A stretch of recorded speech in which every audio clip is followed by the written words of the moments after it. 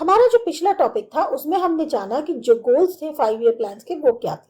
अब बात करते हैं एग्रीकल्चर की। जैसा कि चैप्टर 1 में देखा था कि कॉलोनियल रूल के दौरान ना तो ग्रोथ थी ना इक्विटी थी एग्रीकल्चर सेक्टर में।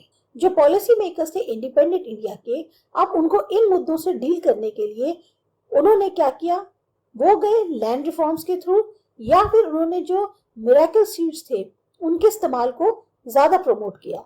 उसके कारण जो इंडियन एग्रीकल्चर था उसमें क्रांति आ गई। Land reforms. इंडिपेंडेंस के टाइम पर जो लैंड टेन्योर सिस्टम था उसकी पहचान जो थी वो इंटरमीडिएटरी से होती थी, यानी कि जो जमींदार थे, जागीरदार थे, उनके थ्रू, जिनका काम सिर्फ इतना था कि वो जो है रेंट को कलेक्ट करते थे, जो भी खेतों पे काम करते थे उनसे, बिना कुछ योगदान दिए हुए या बेहतरी कराए हुए जो भी फार्म्स थे उनके ऊपर। तो जो एग्रीकल्चर सेक्टर में इतना कम उत्पादन होता था उसकी वजह से इंडिया को मजबूर होकर फूड इंपोर्ट करना पड़ा यूएस से। जो इक्विटी थी एग्रीकल्चर के अंदर उसे कहते थे लैंड रिफॉर्म्स, और उसका मतलब क्या होता था कि जो लैंड होल्डिंग्स है उसकी जो ओनरशिप है उसमें बदलाव किया जाए।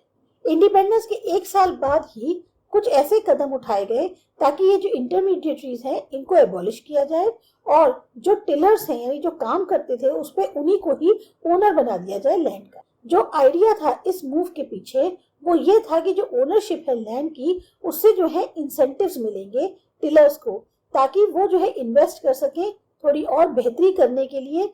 जो भी कैपिटल उनको मिलेगा उससे वो जो है अपने फार्म पर और ज्यादा इंप्रूवमेंट्स कर सकते हैं, बेटरमेंट्स कर सकते हैं। लैंड सीलिंग एक और पॉलिसी थी इक्विटी को प्रमोट करने की एग्रीकल्चर सेक्टर में। इसका मतलब क्या हुआ कि जो मैक्सिमम साइज था लैंड का जिसको कि ओन करा जा सकता था इंडिविजुअल के द्वारा, उसको फिक्स कर देना। पर्पस जो लैंड सीलिंग का था वो ये था कि जो कंसंट्रेशन था लैंड ओनरशिप का वो कुछ ही हाथों में था, उसको कम करना। एबॉलिशन जो इंटरमीडिएटरीज का हुआ उसका मतलब है कि 200 लाख टेनेंट्स जो हैं वो डायरेक्ट कॉन्टेक्ट में आ गए गवर्नमेंट के। अब वो जो है पूरी तरह से जमींदार जो उनका एक्सप्लॉयटेशन करते थे उससे आजाद थे। जो ओनरशिप टेनेंट्स को दी गई उससे उनको जो है इंसेंटिव मिला ताकि वो जो है अपनी आउटपुट बढ़ा सके, साथ ही साथ एग्रीकल्चरल ग्रोथ में योगदान दे सके। गोल जो इक्विटी का था वो पूरी तरह से सर्व नहीं हो पाया इंटरमीडिएटरीज के एबॉलिशन के बाद भी। कुछ एरियाज में जो पहले के जमींदार थे अभी भी उनके पास बहुत बड़ी बड़ी जमीनें थी और वो उसको अपने पास ही रखे हुए थे, क्योंकि उन्होंने जो है लेजिस्लेशन में कुछ ना कुछ अपनी एक तरह से कहना चाहिए पहुंच दिखाकर जमीनें जो है अपने पास ही रखी हुई। बहुत सारे ऐसे केसेस है जहां टेनेंट्स को निकाल दिया गया था और लैंड ओनर्स जो है वो खुद ही सेल्फ कल्टीवेटर्स यानी एक्चुअल जो टिलर्स होते हैं उसका दावा करने लग गए कि ये जो है उन्हीं की जमीन है। यहाँ तक कि जो टिलर्स थे जिनको ओनरशिप मिली थी लैंड को, जो सबसे गरीब एग्रीकल्चरल लेबरर्स थे जैसे कि शेयर क्रॉपर्स होते हैं या जो लैंडलेस लेबरर्स होते हैं, उनको भी जो है लैंड रिफॉर्म से कोई ज्यादा फायदा नहीं हुआ। अब ये जो लैंड सीलिंग लेजिस्लेशन था इसको भी जो है कई ऑब्स्टिकल्स झेलने पड़े। जो बड़े बड़े लैंडलॉर्ड्स थे उन्होंने लेजिस्लेशन को चैलेंज किया कोर्ट में कि इसको लागू करने में देरी हो जाए। उन्होंने इस डिले का इस्तेमाल किया ताकि वो जो लैंड्स हैं उनको अपने क्लोज रिलेटिव्स के नाम पर रजिस्टर करा सकें और इससे जो है वो लेजिस्लेशन से बच जाएंगे। लेजिस्लेशन में भी जो है बहुत सारे लूप होल्स थे जिसके बड़े बड़े जो लैंड होल्डर्स थे उन्होंने एक तरह से उनको एक्सप्लॉइट कर रखा था ताकि अपनी जमीन को बचा सके। ये जो है लैंड रिफॉर्म सक्सेसफुल हुए केरला में, वेस्ट बंगाल में, क्योंकि यहाँ स्टेट्स जो थे इनकी जो गवर्नमेंट्स थी वो पूरी तरह कमिटेड थी जो लैंड पॉलिसी थी उसके ऊपर कि उसको जो है टिलर को ही देना है। बाकी और स्टेट्स में जो है इतनी लेवल की कमिटमेंट नहीं थी और बहुत ज्यादा असमानता थी लैंड होल्डिंग में जो आज भी जारी है। फिर आया ग्रीन रिवॉल्यूशन। इंडिपेंडेंस के टाइम पर 75% जो कंट्री की पॉपुलेशन थी वो एग्रीकल्चर पर डिपेंडेंट। प्रोडक्टिविटी जो एग्रीकल्चर सेक्टर में थी वो बहुत कम थी और इसी की वजह से क्या था कि जो प्रोडक्टिविटी कम हो रही थी वो इसलिए थी कि जो पुरानी टेक्नोलॉजी होती है उसका इस्तेमाल किया जा रहा था। जो जरूरी इंफ्रास्ट्रक्चर की जरूरत होती है इतने बड़ी जो मेजॉरिटी है फार्मर्स की उनके लिए उसकी बहुत ज्यादा कमी थी। इंडिया का जो एग्रीकल्चर है वो पूरी तरह से मानसून पर निर्भर था और अगर बाई चांस मानसून में देरी हो गई तो जो फार्मर्स थे वो ज्यादा मुश्किल में आ जाते थे, जब तक क्योंकि उनकी ना तो इरिगेशन फैसिलिटीज तक पहुंचती और वो जो अगर थी भी तो वो बहुत ही कम हाथों में थी। जो एक स्थिरता आई एग्रीकल्चर में कॉलोनियल रूल के वो जो है परमानेंटली जो है खत्म कर दी गई ग्रीन रिवॉल्यूशन की मदद से। इसका मतलब हुआ कि बहुत ज्यादा प्रोडक्शन जो है फूड ग्रेन्स का हुआ। नतीजा था जो हाई यील्डिंग वेराइटी सीड्स होते हैं HYV सीड्स, उनका इस्तेमाल किया जाने लग गया व्हीट और राइस के। इन सीड्स की मदद से जो फर्टिलाइजर्स थे, पेस्टिसाइड्स था, उनका भी इस्तेमाल करेक्ट क्वांटिटी में और रेगुलर सप्लाई जो वाटर की थी वो भी उनको दी जाने लग गई। इन सारी इनपुट्स के कारण जो है जो करेक्ट प्रोपोर्शन होता है वो बहुत जरूरी था। फार्मर्स जो अभी तक बेनिफिट पा रहे थे HYV सीड से, अब उनको जो है बहुत ज्यादा इरिगेशन फैसिलिटीज चाहिए थी, साथ साथ फाइनेंशियल रिसोर्सेज चाहिए थे ताकि वो फर्टिलाइजर्स और पेस्टिसाइड्स को परचेज कर सके। नतीजा क्या हुआ कि जो पहला फेज था ग्रीन रिवॉल्यूशन का, मिड 60s से लेके मिड 70s तक जो HYV सीड्स का इस्तेमाल था वो सीमित था सिर्फ जो ज्यादा संपन्न कह सकते हैं स्टेट्स थे, जैसे पंजाब, आंध्र प्रदेश और तमिलनाडु। फिर क्या हुआ, ये जो HYV सीड्स थे इनका जो मुख्य इस्तेमाल हुआ और उससे जो फायदा हुआ वो उन इलाकों में हुआ जहां पर गेहूं की बुआई बहुत ज्यादा होती थी। सेकेंड फेज में ग्रीन रिवॉल्यूशन के जो मिड 1970 से 1980s तक था, जो HYV टेक्नोलॉजी थी अब वो ज्यादा से ज्यादा स्टेट्स में फैलने लग गई और उससे जो है और जो वेराइटी थी क्रॉप्स की उनको फायदा होने लगा। ग्रीन रिवॉल्यूशन आने के कारण, टेक्नोलॉजी जो आई उसके कारण इंडिया जो है अपने आप में सेल्फ सफिशिएंसी हासिल कर पाई फूड ग्रेन्स में। अब हमें अमेरिका की दया पर नहीं जीना था या किसी और नेशन की कि हमें वहां से फूड ग्रेन्स को इंपोर्ट करना पड़ता हो ताकि हम अपनी नेशन की जो फूड रिक्वायरमेंट्स है उनको पूरा कर सके। जो ग्रोथ थी एग्रीकल्चरल आउटपुट में वो बहुत ज्यादा जरूरी थी लेकिन काफी नहीं थी। अगर बहुत बड़ा पोर्शन जो इसका इंक्रीज का है वो फार्मर्स के द्वारा ही कंज्यूम कर लिया जाएगा बजाय उसको मार्केट में सोल्ड करने के, तो हायर इनपुट जो है उससे भी बहुत ज्यादा डिफरेंस नहीं पड़ेगा पूरी इकोनॉमी में। दूसरी तरफ अगर सब्सटेंशियल अमाउंट जो एग्रीकल्चर प्रोड्यूस का है वो मार्केट में बेच दिया जाए फार्मर्स के द्वारा, तो जो जितना ज्यादा आउटपुट होगा उससे जो है इकोनॉमी में बहुत बड़ा डिफरेंस आएगा।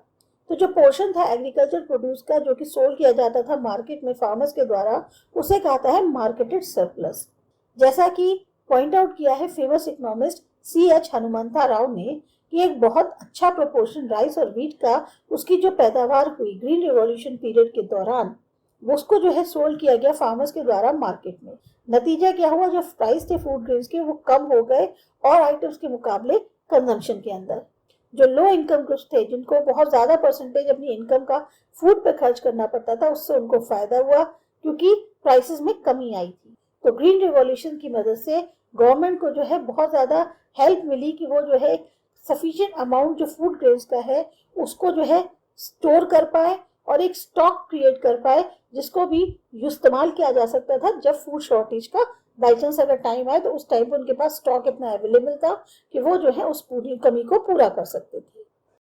जहां एक तरफ नेशन को बहुत ज्यादा फायदा हुआ ग्रीन रेवोल्यूशन से, वहीं ये जो टेक्नोलॉजी थी ऐसा नहीं था कि पूरी तरह से रिस्क से फ्री हो।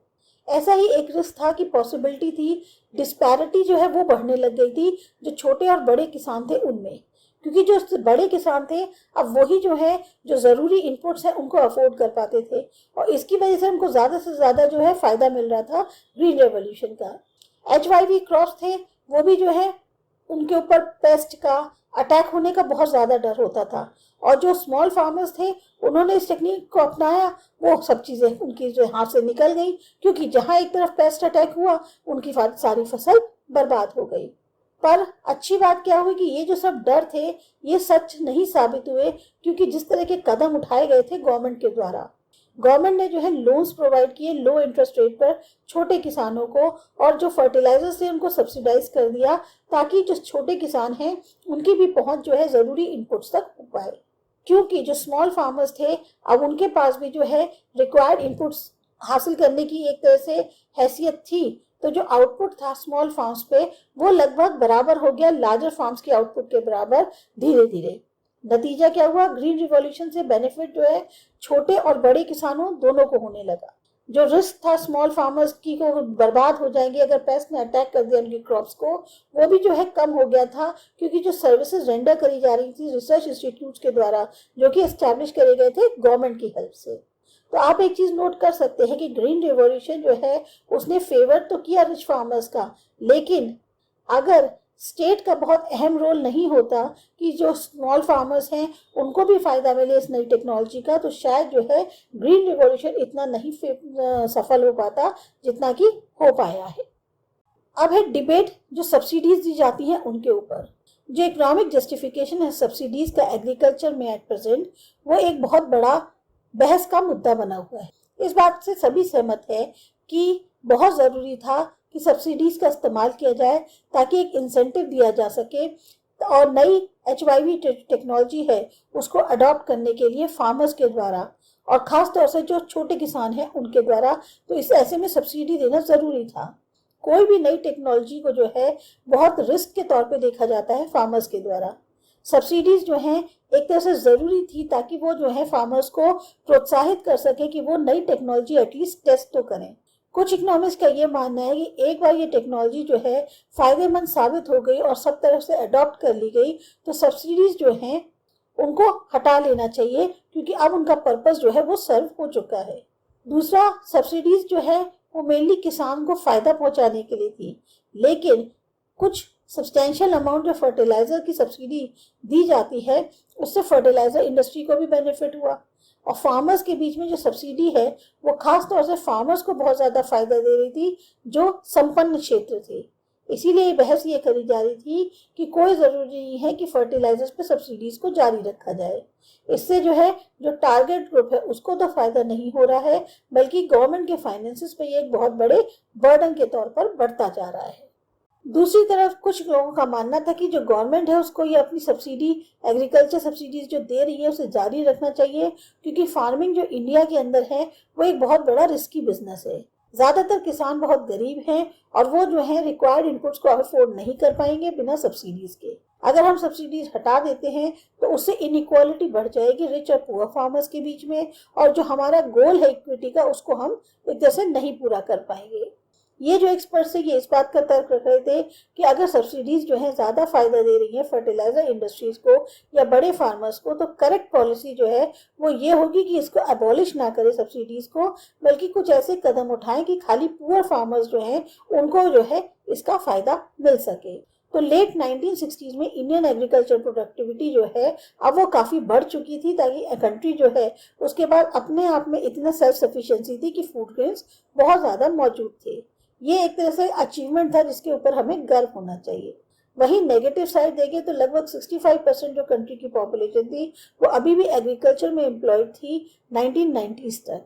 इकोनॉमिस्ट ने ये पाया कि जैसे जैसे नेशन संपन्न होता जा रहा है, जो प्रपोर्शन है जीडीपी का जिसमें एग्रीकल्चर का कंट्रीब्यूशन है, या जो प्रपोर्शन है पॉपुलेशन का जो कि इस सेक्टर में काम कर रही है, उसमें काफ़ी ज़्यादा कमी आई है।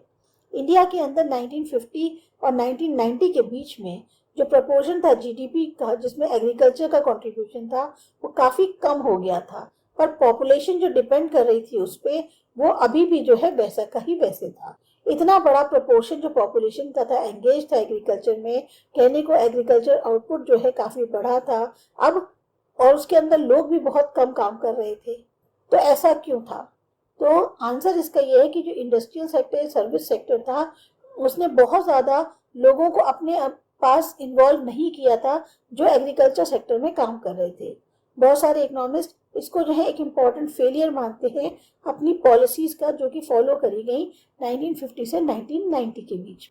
जो बॉक्स 2.5 है उसमें ओनरशिप और इंसेंटिव्स के बारे में बताया गया है। जो पॉलिसी थी कि लैंड जो है टिलर को दे देनी चाहिए, वो इस आइडिया पे आधारित थी कि जो कल्टीवेटर्स हैं वो ज़्यादा इंटरेस्ट लेंगे, उनको ज़्यादा इंसेंटिव मिलेगा, आउटपुट जो है बढ़ेगी, तो वो जो है खुद ही ओनर्स भी बन जाएंगे लैंड के। ये इसलिए था कि जो ओनरशिप है लैंड की, उससे जो टिलर्स हैं वो उस बढ़ी हुई आउटपुट से प्रॉफिट कमा पाएंगे। टेनेंट्स के पास जो है कोई इंसेंटिव तो होता नहीं था कि वो अपनी लैंड को ज़्यादा बेहतर कर सके, क्योंकि वो जो लैंड ओनर था उसको ही मैक्सिमम फ़ायदा मिलता था जितनी ज़्यादा पैदावार होती थी उससे। तो जो इम्पोर्टेंस थी ओनरशिप की कि इंसेंटिव प्रोवाइड किए जाएं, उसको बहुत अच्छे से इलस्ट्रेट किया गया है केयरलेसनेस से, जिससे जो फार्मर्स थे, फार्मर्स सोवियत यूनियन में वो जो हैं फ्रूट्स को पैक करते थे सेल के लिए। ज़्यादातर क्या कहते हैं फार्मर्स, देखेंगे आप रॉटन फ्रूट्स जो है उनको भी पैक कर देते हैं फ्रेश फ्रूट्स के साथ एक ही बॉक्स में। अब हर फार्मर जो है ये जानता है कि जो रॉटन फ्रूट्स हैं वो फ्रेश फ्रूट्स को स्पॉइल कर देंगे अगर वो साथ में पैक किए जाएंगे। ये एक तरह से लॉस होगा फार्मर को भी, क्योंकि जो फ्रूट्स हैं वो बेचे नहीं जा सकते। तो सोवियत फार्मर जो है ऐसा कुछ क्यों करते थे जबकि उनको पता था कि इसका रिजल्ट उनके लिए लॉस होगा? आंसर जो है इंसेंटिव में था, जो कि फार्मर्स को मिल रहा था, क्योंकि फार्मर्स जो फॉर्मर सोवियत यूनियन में थे उनकी अपनी कोई ज़मीन नहीं थी, ना वो इंजॉय करते थे प्रॉफिट्स को, ना उनको लॉसेस होते थे। ओनरशिप ना होने के कारण कोई इंसेंटिव नहीं था, जिसकी वजह से जो फार्मर्स थे कि वो एफिशिएंट हों। और साथ ही साथ वो ये भी एक्सप्लेन करता है जो पुअर परफॉर्मेंस थी एग्रीकल्चर सेक्टर की सोवियत यूनियन में, जबकि कहने को बहुत बड़ा एरिया जो है वो हाईली फर्टाइल लैंड का था, तभी जो है एग्रीकल्चर सेक्टर में उनकी परफॉर्मेंस बहुत ज़्यादा पुअर थी। अब है बॉक्स 2.6। प्राइसेस जो है वो बिल्कुल सिग्नल्स के जैसे थे। आपने देखा होगा पहले की क्लास में कि कैसे जो प्राइसेस थे गुड्स के वो जो है मार्केट में उनको डिटरमिन किया जाता था। ये बात समझनी बहुत ज़रूरी है कि प्राइसेस जो हैं वो एक तरह के सिग्नल्स होते हैं कि किस तरह की गुड्स जो है अवेलेबल है मार्केट के अंदर। अगर गुड जो है उसकी कमी हो जाए तो प्राइस बढ़ जाते हैं, और जो लोग इस गुड का इस्तेमाल करते हैं उनको इंसेंटिव होना चाहिए ताकि वो जो है सही मायने में डिसीजन ले सके कि कितना जो है उसका इस्तेमाल है प्राइस के आधार पर। अगर प्राइस जो है पानी का वो बढ़ जाए क्योंकि पानी की सप्लाई कम हो, तो लोग जो हैं उनके पास इंसेंटिव होना चाहिए कि वो उसको जो है ज़्यादा संभल के इस्तेमाल करें। एग्जाम्पल के तौर पे वो जो है गार्डन में वाटर का डालना बंद कर दें ताकि पानी को बचा सकें। जब भी पेट्रोल के प्राइसेस बढ़ते हैं हम लोग जो हैं कंप्लेन करते हैं और ब्लेम करते हैं गवर्नमेंट पर, और जो इंक्रीज है पेट्रोल प्राइस का वो बताता है कि कितनी ज़्यादा स्कैसिटी है, और जो प्राइस राइज है वो एक तरह का सिग्नल है कि बहुत कम पेट्रोल अवेलेबल है। इससे जो है एक इंसेंटिव होता है कि आप कम पेट्रोल को खर्च करें और इसके ऑल्टरनेटिव फ्यूल्स को ढूंढें। कुछ इकोनॉमिस्ट जो है पॉइंट आउट करते हैं कि जो सब्सिडीज़ हैं वो भी प्राइसेस को अलाउ नहीं करती हैं कि वो जो है एक्चुअल में जो गुड्स की सप्लाई है उसको इंडिकेट कर सकें। जब इलेक्ट्रिसिटी और वाटर जो है प्रोवाइड करे जा रहे हैं सब्सिडाइज्ड रेट पर या फ्री, तो वो जो है बेतहाशा यूज़ किए जाएंगे बिना किसी कंसर्न के कि उनकी कमी भी हो सकती है। फार्मर्स जो हैं अपने वाटर इंसेंटिव क्रॉप्स जो हैं उनको कल्टीवेट करेंगे अगर वाटर उनको फ्रीली सप्लाई किया जाए, जबकि जो वाटर रिसोर्सेज उन रीजन में हैं हो सकता है उनमें कमी हो, या ऐसे क्रॉप्स जो हैं वो पूरे एरिया को जो है ऑलरेडी जो रिसोर्सेज हैं उनको स्कैर्स कर दें। अगर वाटर की जो है प्राइस कर दी जाए ताकि जो स्कैसिटी है उसको दर्शा सके, तो फार्मर्स जो है क्रॉप्स को कल्टीवेट करेंगे जो उस रीजन में सूटेबल हों। फर्टिलाइजर और पेस्टिसाइड सब्सिडीज जो हैं उससे क्या होता है, ओवर यूज होता है रिसोर्सेज का, जो कि एनवायरनमेंट के लिए हार्मफुल है। सब्सिडीज एक तरह का इंसेंटिव प्रोवाइड करती है ताकि जो रिसोर्सेज है उनका वेस्टफुल तरीके से इस्तेमाल किया जा सके। आप सब्सिडीज के बारे में सोचो, अगर इंसेंटिव के टर्म्स में सोचें और खुद सोचें कि क्या ये समझदारी होगी इकोनॉमिक पॉइंट ऑफ व्यू से कि फ्री इलेक्ट्रिसिटी फार्मर्स को दी जाए।